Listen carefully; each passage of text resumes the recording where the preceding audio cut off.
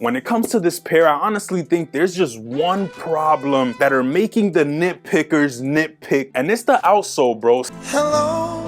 For the longest time now, I've had these sneakers in my collection, and I've always felt like there's something missing. Today, we finally have the answer to that, because these all have one thing in common, and it may or may not be the colorway. Today, we have this pair of sneakers, which is actually a banger by every means. And I'm not gonna waste too much time in getting into this box. The goal for this video is 400 likes, so if y'all doing up enjoying, make sure you leave a like on it down below, as well as if y'all wanna see that on foot for this pair. These are actually set to release in a few weeks, and they're not going for too much, quite surprisingly. Let me stop yapping though before the meters start going up. Supreme Knife already did his job, so let's go ahead and get into this box. Y'all can see what's going on. It's pretty much the ass of a Jordan 1 box, aka the bottom. Wings logo on the box right here. Almost looks like this pair came from overseas, just like everything else lately, including LV and all that. Popping these out the box, you already know what's going on. We got the Jordan 1 box that has the distressed vibe, almost that lost and found aesthetic. And if I'm being honest, this is a first impression, so y'all gonna see how I feel genuinely. Nobody's paying me to buy these. I bought these, you feel me? So if these are ass, I'ma let y'all know these are ass. And if I like these out of biasness, I also will let y'all know, because I've been wanting these ever since 2015. But again, I'm yapping. This is low-key the nostalgic feeling on a pair of Jordan 1s. I do have the lost and found box in my attic, which I will pull out for the review. If I'm not mistaken, the lid and the bottom are reversed to the lost and found box, so if you have those, you could damn near reverse them and have the complete box. But again, I'm yapping. We do got that orange OG feel on this one, size 10 on the tag. You also do have the QR, because I did buy these from GOAT. Yes, indeed. Color code is dark powder blue, dark powder blue. Let's go ahead and open these up. Inside of the box, it does have a lot number. In here, we have the GOAT tag and that vintage craft type paper, which I am enjoying. You could low-key see that blue on the side. Peel that paper back. Jordan 1 UNCs have officially entered the chat, and off of the viewfinder alone, these are looking fire. These is hard body. Hard body. It's not even that yellow. Low-key, it is a little bit yellow, I'm not gonna lie. It's not that bad, bro. And with the blue, the yellow low-key works. I think these are solid. These are definitely looking clean, bro. People just be hating on shit to be hating on shit, and it don't even make sense. This is what we've been wanting this whole time. We were saying do them like the lost and founds. This is damn near the closest one we've gotten to the lost and founds, and people still gonna hate, given it is a little bit yellow on the outsole.